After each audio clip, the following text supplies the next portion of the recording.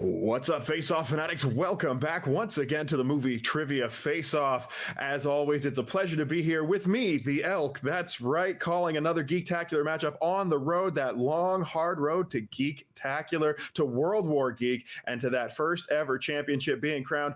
As of the time of this taping, we are just about 2 weeks away from that amazing event, and backstage, all the administrators are abuzz. We've got special guests. We've got some tricks up our sleeves as that match goes on that you are going to see, and I think you're going to have a whole lot of fun with it. And today, we've got two players playing into that matchup, looking for their chance to get into World War Geek, maybe be the first ever champion of the Geektacular League here in Movie Trivia Face-Off.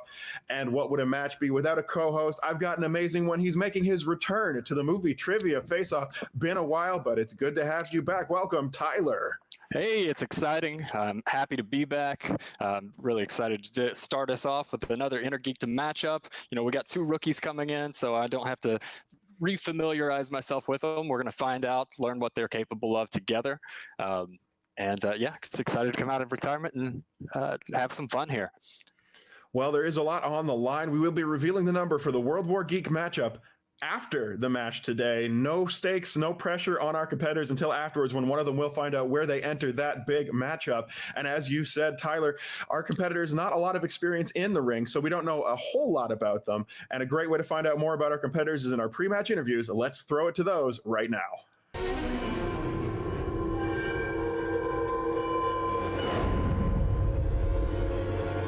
Right, the date is May 9th, 2020, if my screen is correct. The first entry into the Geek Foray. Do not know how this is going to go. I'm less than 100%, both physically and mentally at this point. I'm sure a lot of us have wound down from the pandemic.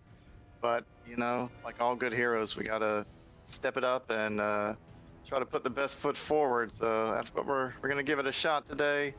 No idea what my opponent is capable of. I guess we'll find out. Let's get rolling. I don't have a speech really. I don't know what I'm really capable of. This is my first time. I'm a rookie here. All I gotta say is life finds a way.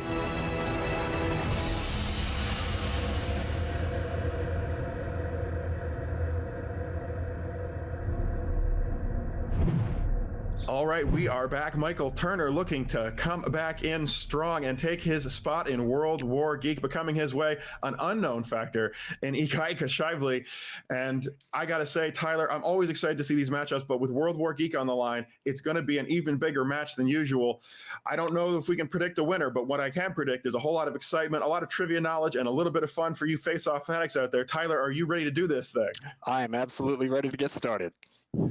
All right, then let's get them in here. Ladies and gentlemen, let's get ready to face off. Introducing first to the Movie Trivia Face-Off Geektacular Division and playing in for a chance to enter World War Geek, he is Michael Turner. Afternoon, gentlemen. Get this over with. I got dinner to eat. He's got dinner to eat, but will he eat up his opponent, making his way into the ring? His opponent, his Movie Trivia Face-Off Geektacular debut, he is Ikaika Shiveley. What's up? I'm ready to do this. Let's go. All right, Ikaika, welcome. If I got your name wrong, well, that's all right. I'm the Elk. I probably No, you're good. I usually do things right. We've got Ikaika on the desk. Ikaika, I'm going to ask you real quick before we get into round number one in this Geektacular matchup. Are you ready to go? Yes.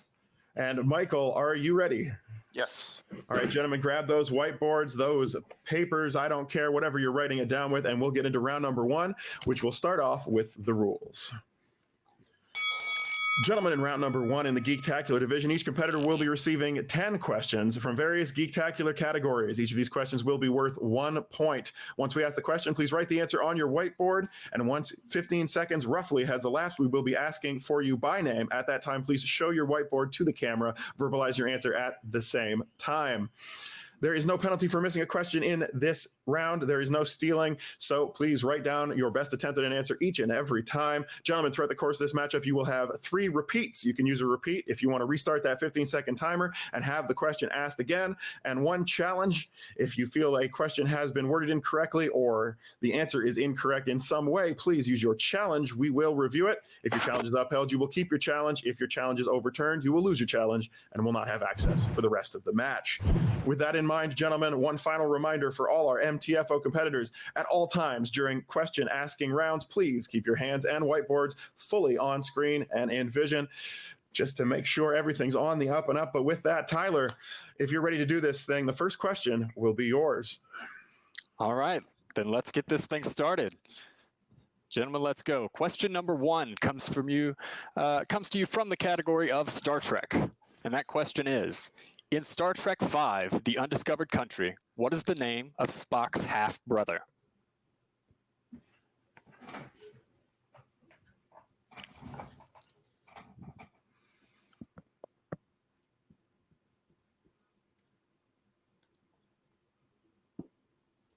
Little time, little thinking.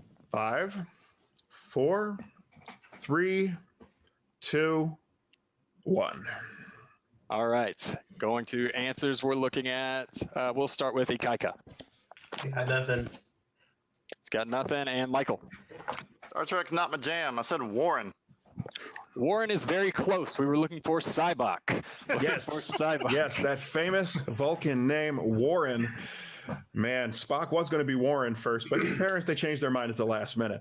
Gentlemen, looking for a better response on this one. You're both hoping to get on the board with question 2 in Middle-earth. In Return of the King, who does Gandalf take with him to Minas Tirith? That Gandalf, basically a travel agent. He's always taking people places and showing them things. Always traveling around by different types of means, different animals. Magical. Next time, he should maybe spring extra for the Eagle Service Extended. 5, 4, 3, 2, and 1. We go to Michael first. I said my favorite musical, Pippin. Pippin is correct for a point. We go to Ikaika. I said Mary. So close. Mary. Wrong part of the duo. I was like, it's one of them. I can't remember which one. All right, but with that, we've got Michael on the board going up 1-0 on his opponent here in both of their first debut here. All right, going now to question number 3. Question number 3 will come to you from the category of mixed bag. Mixed bag, everyone's strength. All right, and the question is, in Ready Player One, what is the nickname of the female Gunter Wade has a crush on?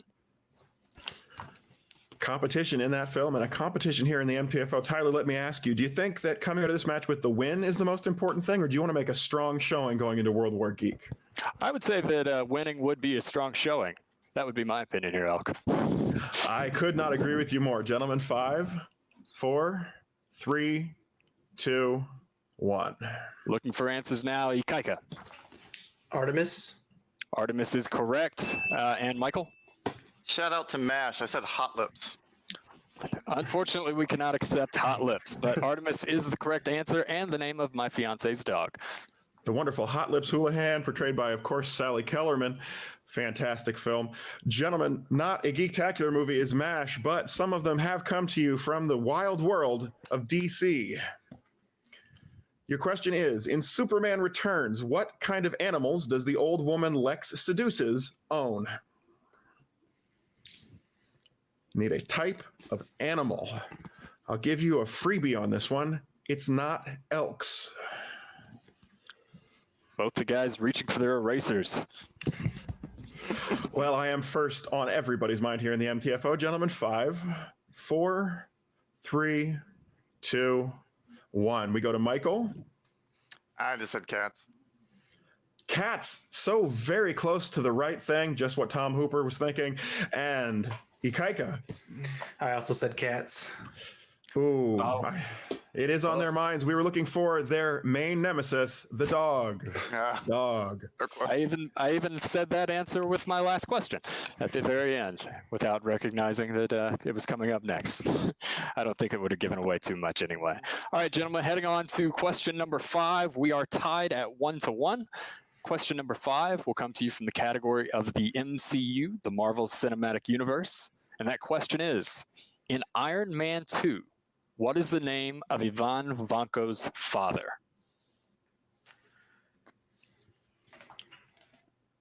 You know, some people say these MCU movies, they're just fantasy movies for adults, but they all have living parents, so that can't be true.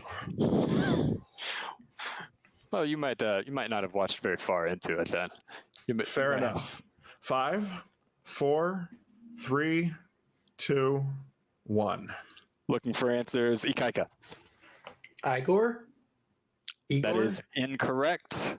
Going on to Michael. I said Gregor. Oh, we were looking for Anton. Appreciate that. Shout out, of course, to young Frankenstein. Let's go on, gentlemen. Question number 6 in this round. Both players looking to make some points on weapons, tech, and magical objects. And your question is, which character finally stabs Davy Jones's heart in Pirates of the Caribbean at World's End? We're looking for the character holding the sword. How do you feel about the Pirates of the Caribbean movies? Were you on board with those? Liked them for a stretch? I absolutely think the first few are full of a lot of wonderful fantasy, escapism, great action, very funny movies. I think they did fall off towards the end, but nothing to sneeze at. I think they're good films. Sit down, enjoy them on a Friday, a Saturday. 5, 4, 3, 2, 1. Can he get on the board, Michael? I said Elizabeth. Elizabeth Swan, the same wrong answer I gave when we were testing this question out. Let's go to Ikaika. Will Turner. It is, in fact, Will Turner with the assist from his pal Jack Sparrow. Ikaika taking that point and the lead. All right, and with that gives Ikaika a 2-1 lead on his opponent. As we move into question number 7, which comes to you from this category of Star Wars. Question is, in The Last Jedi, who do Poe, Finn, and Rose call it first to help them crack Snoke's ship code?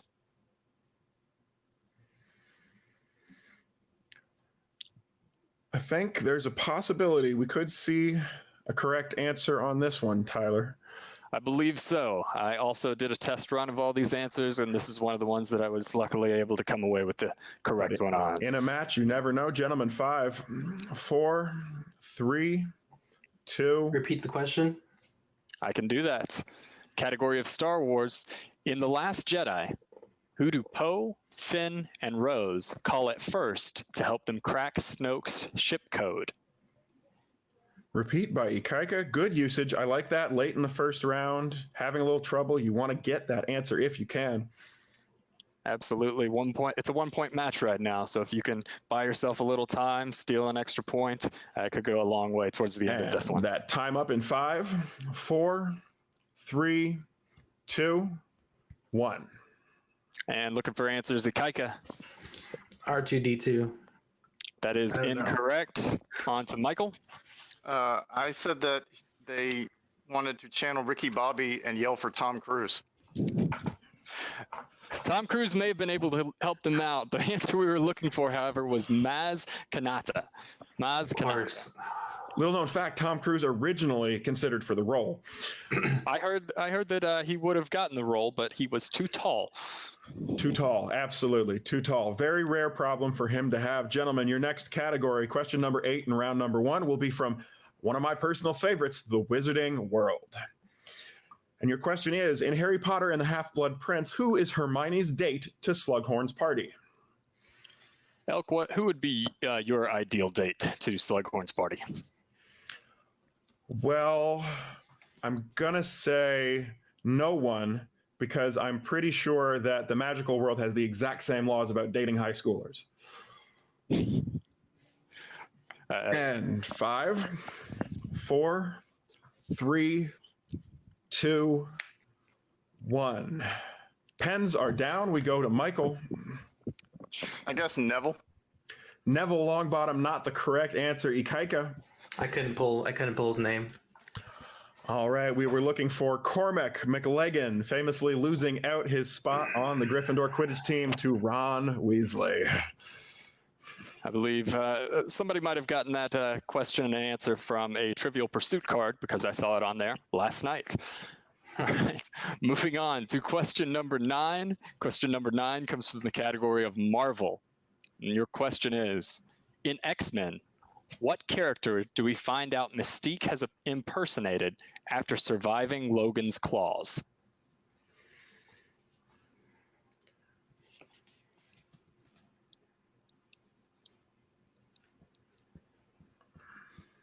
And looking for answers now in 5, 4, 3, 2, 1.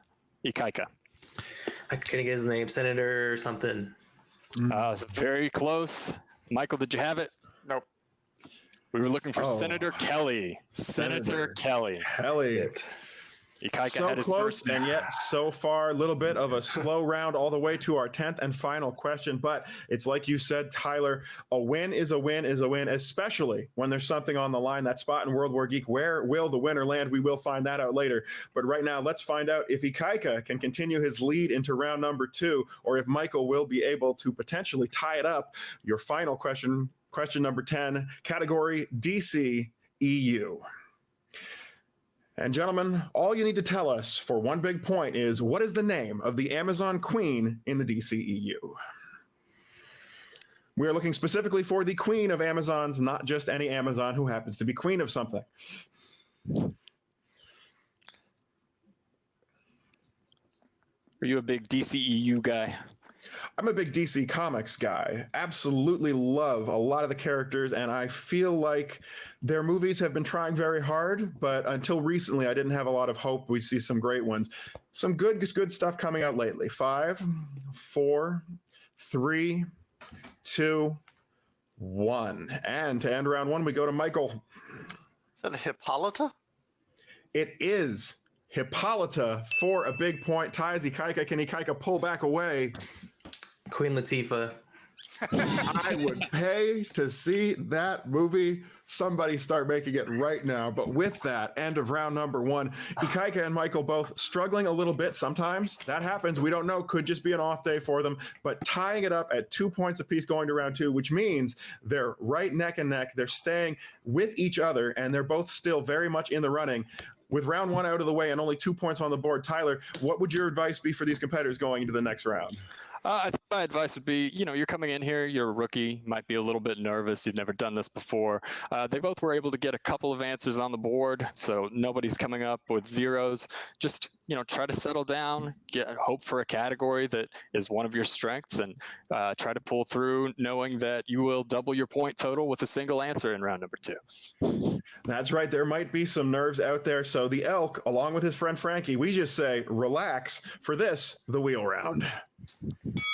All right, we are back for round number 2, the wheel round. Folks, it is going to work a little something like this. In round number 2, the wheel round, each competitor will receive a spin at the category wheel. Once they have landed on a category, they may elect to keep that category, or up to 1 time, they may elect to spin again, unless, of course, it lands on opponent's or spinner's choice, which you must keep.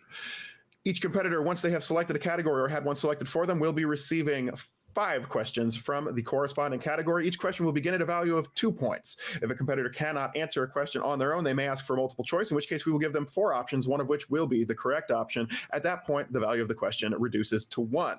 Stealing is live in round number 2, the wheel round. So, gentlemen, please have your whiteboards up, your question minds at the ready, because you can take those points off your opponent if they miss, if they fail to answer in time. And we have a tie going into this round. So we did do a coin flip. Ikaika won the coin flip and will be selecting first. Before we get to your selection, Ikaika, Tyler, why don't you tell us the categories on the wheel? I can do that. The categories on the wheel are as follows. We have Star Wars, Star Trek, Middle Earth, The Wizarding World, Marvel, the MCU, DC, the DCEU, Indiana Jones, Jurassic Park, and of course, your spinners and opponents' choices. And Ikaika, with that, you won the coin toss. Would you like to spin the wheel first, or would you like to defer to Michael? I will spin first. At your ready, give us that ceremonial high sign.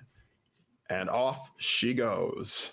Always a tough moment, especially coming out of a slow round one. You want a strong category. Will it be a strong category for Ikaika if it stops on just over the line? Indiana Just over the Jones.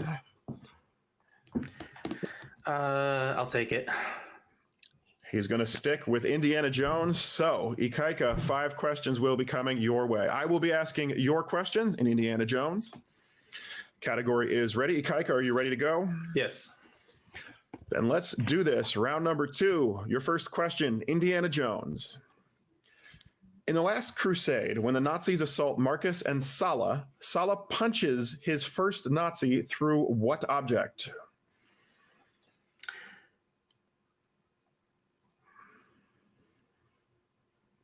Newspaper.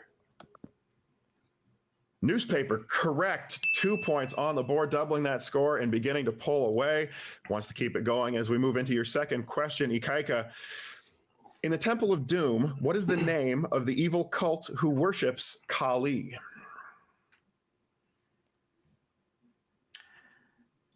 I'm not sure how to pronounce it, but I believe it's Thuggee, Thuggee. A spelling lesson tossed in, and 2 big points coming your way for that one. It is the Thuggee. Question number 3, Ikaika, well done so far. In the Kingdom of the Crystal Skull, what is the name of John Hurt's character? We need first and last name.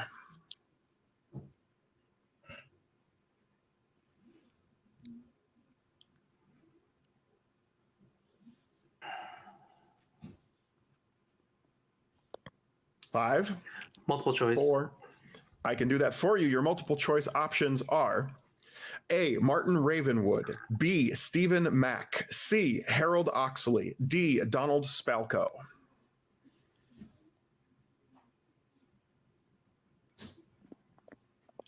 C, Harold Oxley. That's correct. Good use of multiple choice. Yeah. Great use of strategy entirely throughout this match so far by Ikaika. I do like that. Ikaika, continuing on to your penultimate. Question number 4. In Raiders of the Lost Ark, how does Indy kill the big shirtless Nazi with a mustache?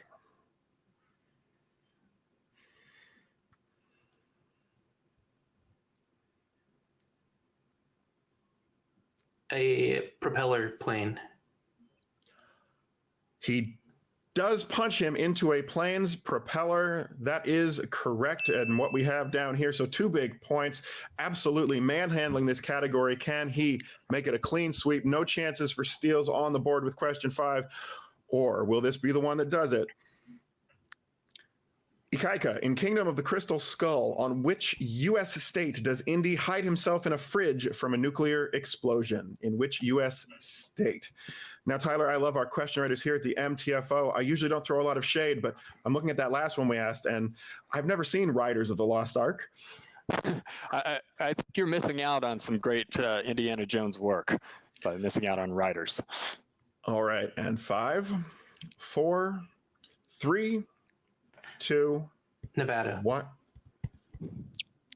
That is correct. 2 more big points on the board, and what a round for Ikaika. 4 out of 5, no need for multiple choice. Just uses it the one time, and well done on that multiple choice, putting him up by 9 on his opponent. Michael going to be looking for an incredibly strong round now.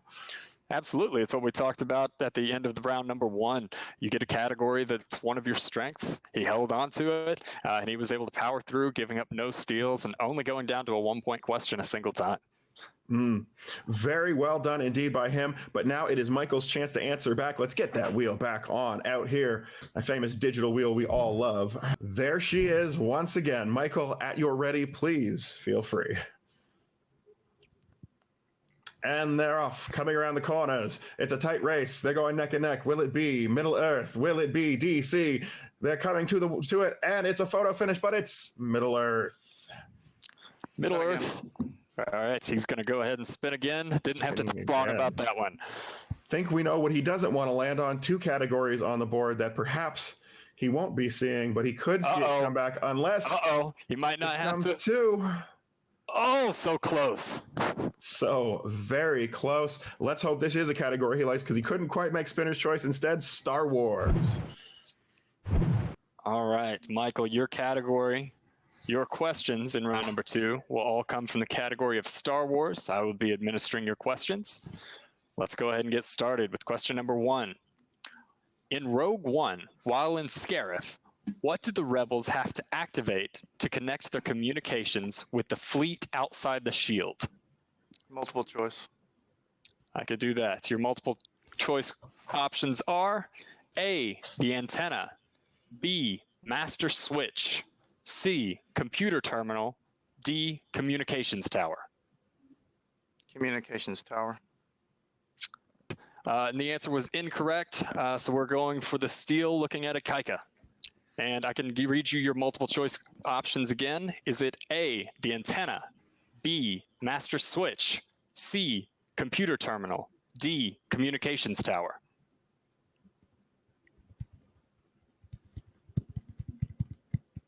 A steal here could be very essential, puts him way out of range. Absolutely, a 10-point lead. Looking for answers in 5, 4, 3, 2, 1. Antenna. That is incorrect. The answer we were looking for was master switch, which I am now allowed to reveal to you because both competitors have had an option to answer. All right, so no points go there in question number 1 in Star Wars. Michael, we're going back to you for question number 2. That question is, in The Force Awakens, who lectures Finn for taking off his stormtrooper helmet? Multiple choice. I can provide that. Is it A, Captain Phasma, B, Kylo Ren, C, General Hux, D, Admiral Mahdi? Kylo Ren. That is incorrect. Looking for a steal for Ikaika. Captain Phasma. Captain Phasma is correct for 1 point. A 1-point steal, putting him with a 10-point lead here as we continue in round number 2. And with 10 points only available in that 3rd round, Michael needs to make up some space. We are looking at the dreaded shroud of those oh so terrible letters, K and O. Absolutely, but hopefully Michael can, power through this category, get a couple of answers. Never over till it's over. Absolutely. All right. Question number 4 in Star Wars. In Attack of the Clones, while Padme and Anakin are leaving Coruscant, Anakin tells her, "Don't worry, we have blank." Multiple choice. I can provide that. Is it A, the Force, B, a good plan, C, R2 with us, D, one of the best Jedi? One of the best Jedi. That is incorrect. Looking for the steal, Ikaika.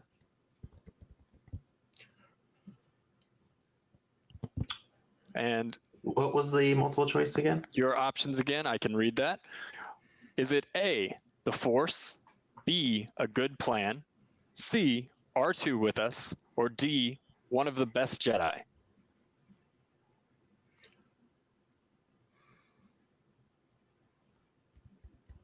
The Force. That is incorrect. We were looking for R2 with us. R2 with us. Star Wars proving to be a tricky category all the way through so far for both players, and a tricky category even up here on the desk, as in a rare turn of events. We just asked question 4, and we will now go to question 3. Well, I like to mix it up a little bit every once in a while, and I'll just blame it on being a little bit rusty still. All right, so moving on to actual question number 4 now. In your category of Star Wars. In Empire Strikes Back, who turns off C-3PO when he starts suggesting surrender to the Empire?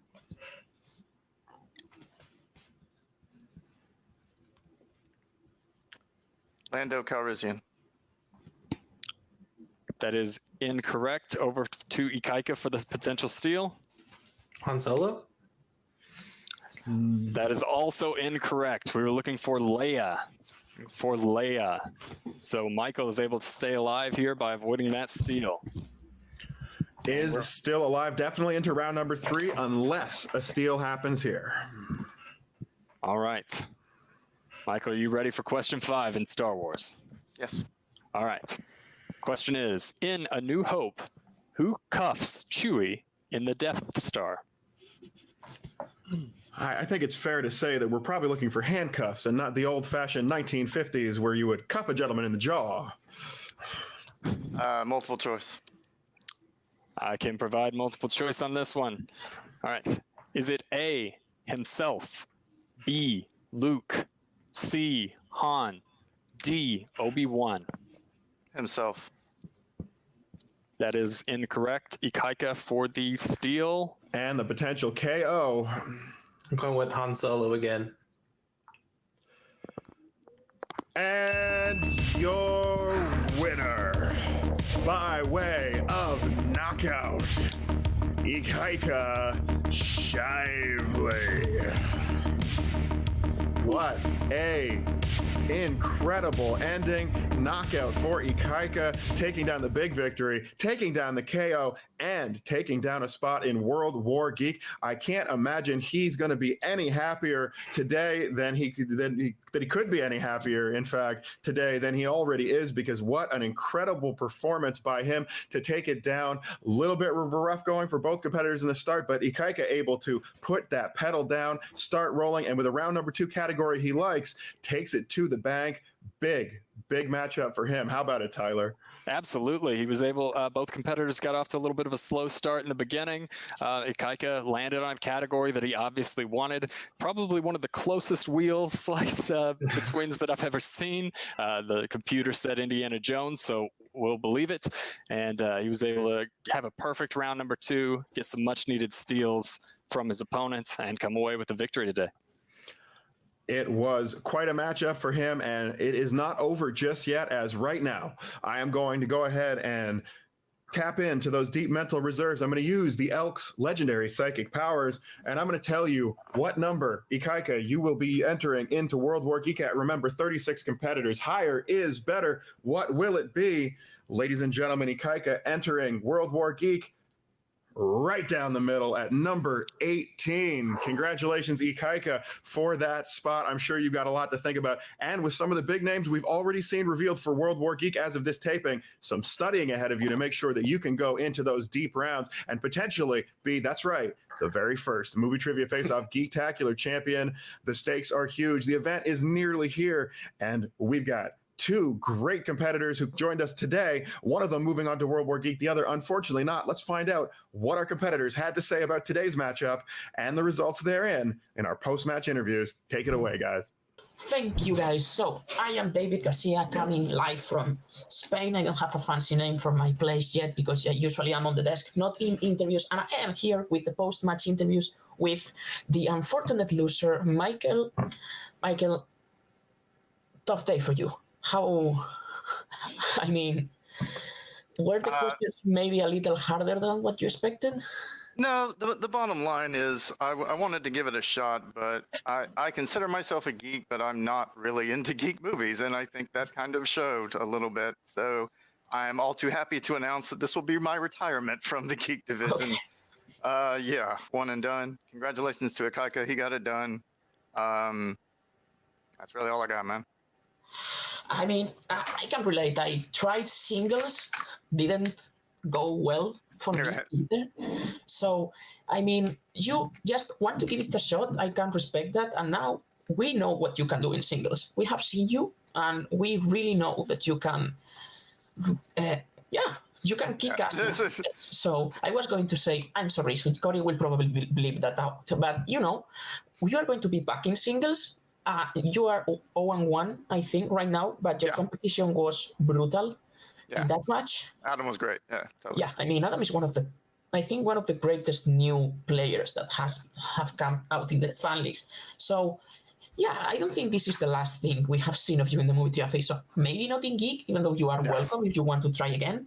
Right. But, you know, so anyone you want to play in singles? No, really, just I'm open to whatever, you know, just trying to stay active during the pandemic. So yeah. Well, as you heard it, stay active during the pandemic. That is an advice coming from Michael Turner. So now we are going to be back with your winner today, and number 18 in the World War Geek, Ikaika. All right, and we are back with Ikaika, the Wilhelm screener. I forgot your last name again. I am so sorry, but It's all good. I'm not good with English words, and so Ikaika, this was, I have to say, a shocking match. You guys were neck and neck. Slow start in round one, but you killed that Indiana Jones round. Did you put that on the wheel?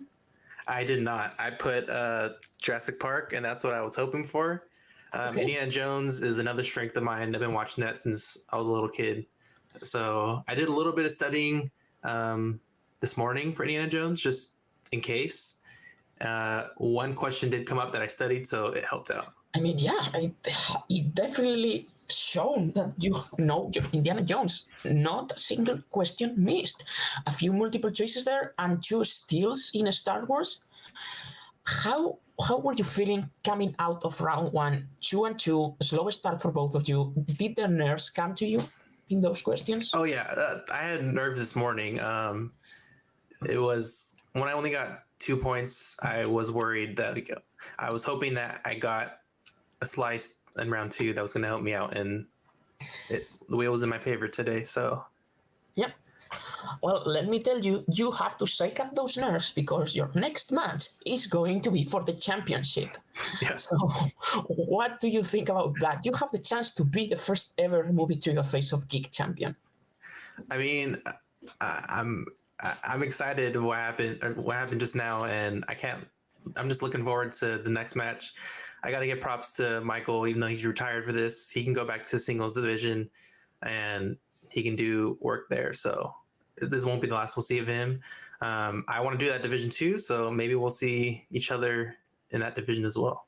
Well, we don't know who is going to be running singles, but we have a few people applying for the role. So, I mean, we have someone on the desk that is saying a lot of stuff, but I mean, who will put that guy in charge? Anyone in their right mind would put that guy in charge anyway. All right, so I have checked with the Geek Commissioner, and he gave me your ranking.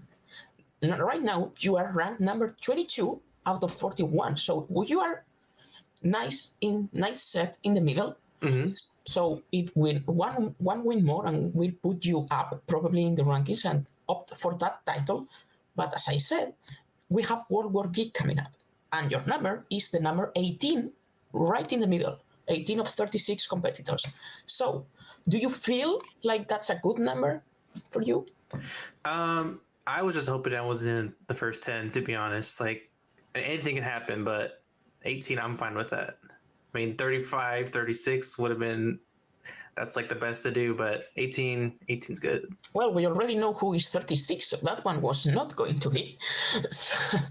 Colton Roberts getting that one. So, Ikaika, congratulations. Great showing in Indiana Jones. I know some elk that will have probably started singing the theme song if he could sing. But anyway, we are going to be back on the desk with Elk, and someone I'm very glad to see back, Tyler. All right, welcome back from those post-match interviews. Ladies, gentlemen, face-off fanatics, what's got 2 thumbs, loves the John Williams score to Indiana Jones, and will be your next singles commissioner, this guy right here. Another thing this guy definitely enjoyed was today's matchup. A little bit shaky in some of the question answering, but still some real competition out there, and a great win for Ikaika as he comes in with a good ranking in the Geek League after just one matchup. He's got a spot in World War Geek. It's not the easiest one, but definitely better than falling into those first 10. 3 of those numbers already revealed on Geek Center. 1, 4, and 9 are out there as well. He's got some late competition in that matchup. 27 and 28. Look at that anchor for the final 10. It starts off with Mark Kamier and then immediately Joe Farrelly, 2 incredible competitors. So it's going to be tough for anybody to win, except maybe Colton Roberts. What do you think of this matchup, and what do you think we're going to see coming up in the next couple of weeks heading to World War Geek, Tyler? Well, this is a really fun matchup. It just goes to show how fun the second round can be. It's my personal favorite round, but I don't compete, and that's probably why. And then, moving forward, he's coming in at 18. with shows like that, maybe he gets Indiana Jones and Jurassic Park exclusively for the rest of the questions. Who knows? Who knows, really?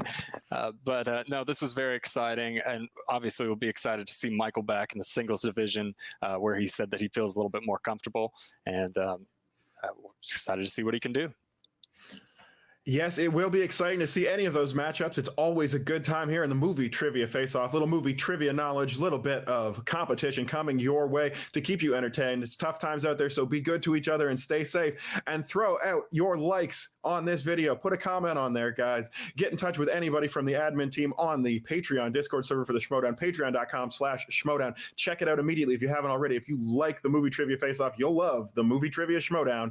I want to thank Tyler for joining me once again on the desk. It's good to have you back. Got to shake off that rust, and we're going to see a lot more of you on the desk. We'll see more of Michael Turner in the singles division potentially, and we will definitely see Ikaika coming up in World War Geek. Finally, a big thank you to all those people scrolling by on the bottom of the screen, your question writers, editors, everybody who worked so hard for so long to make sure the movie trivia face-off can come your way. As always, it's been a pleasure for you to be here with me, the Elk, and I'll see you next time we face off.